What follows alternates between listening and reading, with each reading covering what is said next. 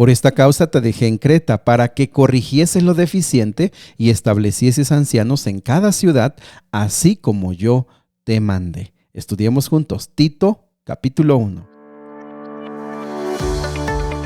Nuevamente bienvenidos amigos, amigas a Momentos de Esperanza. Vamos a estudiar la Biblia, vamos a orar. Si lo hacemos de todo corazón, será de bendición para nuestra vida. Así que vamos a concentrarnos de tal forma que podamos acercarnos a Dios esta mañana y permitir que su Espíritu Santo more en nuestro corazón. Vamos al capítulo de hoy. El capítulo de hoy es muy interesante. Estrenamos la carta a Tito. Tito no es tan conocido, sin embargo, yo creo que tenemos ciertas referencias de él. De las cosas que sabemos es que él fue un hombre digno de mucha confianza. Él fue un hombre muy fiel al llamado que Dios le hizo. También vemos que Pablo tenía mucha confianza en él, ya que le encomendó varias tareas. Leímos acerca de Tito en Corintios, un poquito en Hechos, en Timoteo. Y veíamos cómo Tito desarrolló un liderazgo de mucha madurez. En este caso, versículo 1 al 4, pues nos recuerda el saludo, que eso ya lo hemos visto, la presentación de Pablo y su saludo, pero en el versículo número 5 nos deja más ampliamente la tarea por la cual se escribe esta carta. Dice, por esta causa te dejé en Creta. Bueno, Creta es un lugar en el que Pablo y Tito llegaron a predicar, pero por alguna razón Pablo se tuvo que ir. Esto no está registrado en el libro de los Hechos, así que se considera que probablemente fue un periodo muy cortito en el que se fue a predicar. Pero sí tiene lógica, porque por ser un poco tiempo que Pablo predicó, dejó a Tito para que él terminara la obra que ya se había comenzado. Creta es una isla.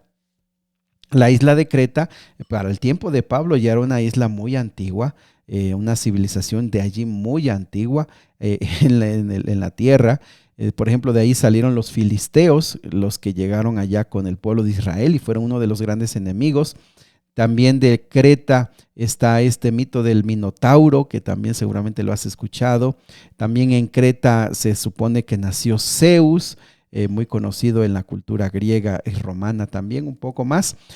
Y bueno, Creta era conocida, dice el versículo número 12, porque su gente no era tan buena persona. Dice el versículo 12 que un profeta de ellos, y se refiere a un filósofo de ese lugar, que habló acerca de que los cretenses eran mentirosos, malas bestias, glotones y ociosos. Entonces, cuando Pablo deja a Tito en esta isla, pues no le deja una labor muy pequeña. Al contrario, es una labor muy, muy, muy desafiante. Muy desafiante. Entonces se considera que esta labor fue como el punto cumbre del trabajo de Tito. Algunos consideran que allí murió en esa isla. ¿Por qué? Porque imagínate, tenía que levantar liderazgo, tenía que consolidar una doctrina clara, sana en ese lugar, en medio de una comunidad llena de mucha corrupción y mucha maldad. Y bueno, creo que de ahí sacamos la primera lección, mis amigos. Creo que nosotros a lo largo de la vida nos vamos preparando para desafíos, para momentos más desafiantes, y lo importante es que nosotros podamos ir creciendo. Creo que es una de las realidades espirituales más importantes, que cada tiempo nosotros vayamos creciendo más, seamos más sabios, más prudentes, más consagrados, de tal forma que el Señor pueda saber que cuenta con nosotros. Y en este caso la tarea dice que corrigiese lo deficiente y estableciese ancianos. Esa expresión, corregir lo deficiente, es una expresión griega del área médica. Es como enderezar un hueso que se ha roto o que se ha desviado. Entonces tienes que hacerlo con mucho cuidado. Va a causar dolor, pero va a ser con un objetivo para el bienestar. Entonces esa era la idea de Tito. Tienes que... Aquí está, este es el pueblo de Dios, ha creído, pero viene de un contexto de mucha maldad y mucha perdición. Bueno, corrígelos, enderézalos, las malas prácticas. Dios te dé sabiduría para saber qué métodos establecer, qué cosas tienes que hacer. Bueno, tienes que corregir lo deficiente, pero también, en segundo lugar, establecer ancianos en cada ciudad. El liderazgo era clave. era un momento clave para establecer nuevos líderes. Entonces Tito tenía que usar mucho tiempo para la enseñanza, para la instrucción, para el acompañamiento, para la formación de estos nuevos líderes, de estos nuevos ancianos. Y mis amigos, eso es bien importante. Creo que llega una etapa en la vida en que tú y yo debemos entender que nuestra tarea es formar a nuevos líderes, enseñar a otros lo que la vida pues nos ha permitido aprender. Y es que a veces no lo hacemos ni con nuestros hijos, ¿no te pasa? Ni con nuestra familia. Hay cosas tan básicas que tenemos que enseñar, porque bueno, pues lo que hemos dicho ayer, no vamos a estar para siempre. Tenemos que dejar las lecciones importantes, lo que a nosotros nos ha costado lágrimas, sufrimiento, dolor, tratar de enseñarle a otros y tratar de ayudarlos a que puedan ellos aprenderlo y de esa manera ser mejores líderes. Así que esa era una tarea importante con Tito. Y por el otro lado dice, así como yo te mandé. En este caso es muy interesante porque se establece que quien iba a buscar a los líderes, enseñarlos y ordenarlos era Tito, ya que en otras partes de la Biblia como que vemos que el liderazgo es la expresión del grupo. O sea, el grupo dice, bueno, vamos a nombrar a esta persona porque reconocemos en él el liderazgo, reconocemos más que nada, lo hemos visto, consagración, hemos visto una persona entregada. Entonces, como que la comunidad nombraba a los líderes. En este caso, deja esa idea de que Tito pues sería el que buscaría y nombraría. Sin embargo, mis amigos, creo que el contexto nos ayuda a comprender la razón. ¿Por qué? Porque lo correcto siempre ha sido que un grupo de personas guiadas por Dios nombren a los líderes. Eso es lo que el Nuevo Testamento nos ha enseñado. Sin embargo, aquí como vemos, como apenas está naciendo la iglesia, como apenas está siendo guiada, pues tenía que tener cuidado. Y en este caso Tito es el que va a buscar a los líderes. Versículo 6 al versículo 8, 9. Nos vuelve a decir características de los ancianos, cómo deberían ser. Y esto pues ya lo leímos, ya lo estudiamos en Primera de Timoteo, las características de los líderes de la iglesia. Y fíjense cómo varias de ellas básicamente son las mismas. Y esto lo que nos deja claro es que a pesar de la corrupción moral en la que estaba Creta, pues la gente que aceptó a Cristo estaba experimentando una conversión, un cambio.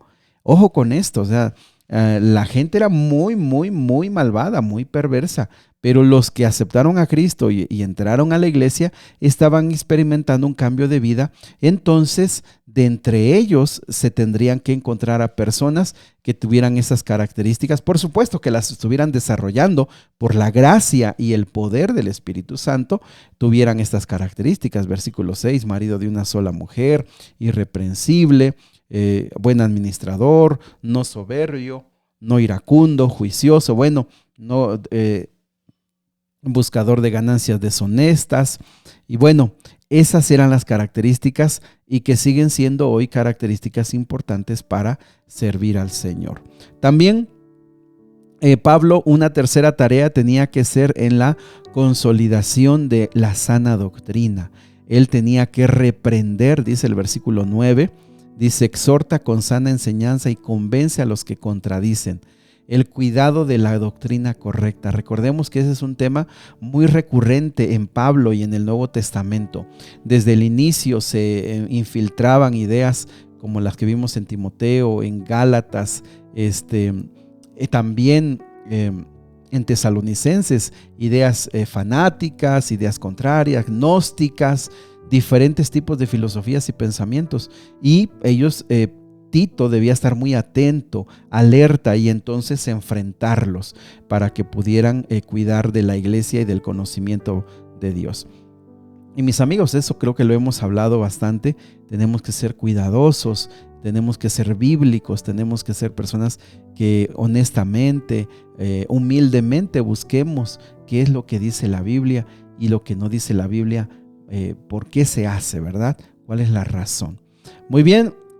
Versículo número 13, 14 y 15, pues tiene que ver nuevamente con eso, con reprender. Allí se entiende que había ciertas personas con ideas del judaísmo, los judaizantes, que hemos visto cómo hubo problemas con ellos. Y me parece también algo, versículo 16, muy interesante de subrayar. Dice, profesan conocer a Dios, pero con los hechos lo niegan, siendo abominables, rebeldes, reprobados en cuanto a toda buena obra.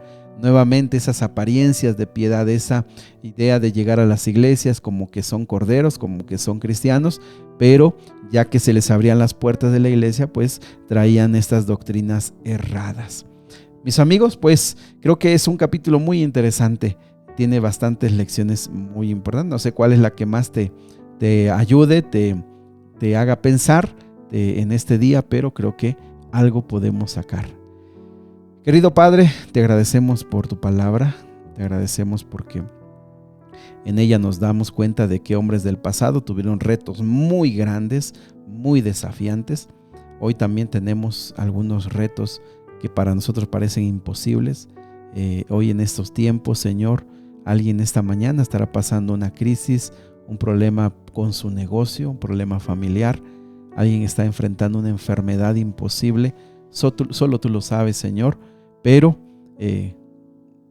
al ver el testimonio de Tito, nosotros queremos actuar con madurez, con fortaleza, con la confianza de que tú estás con nosotros. Acompáñanos hoy, Señor, te lo pedimos en Jesús. Amén. Que Dios te bendiga, sigue abriendo tu corazón al Señor.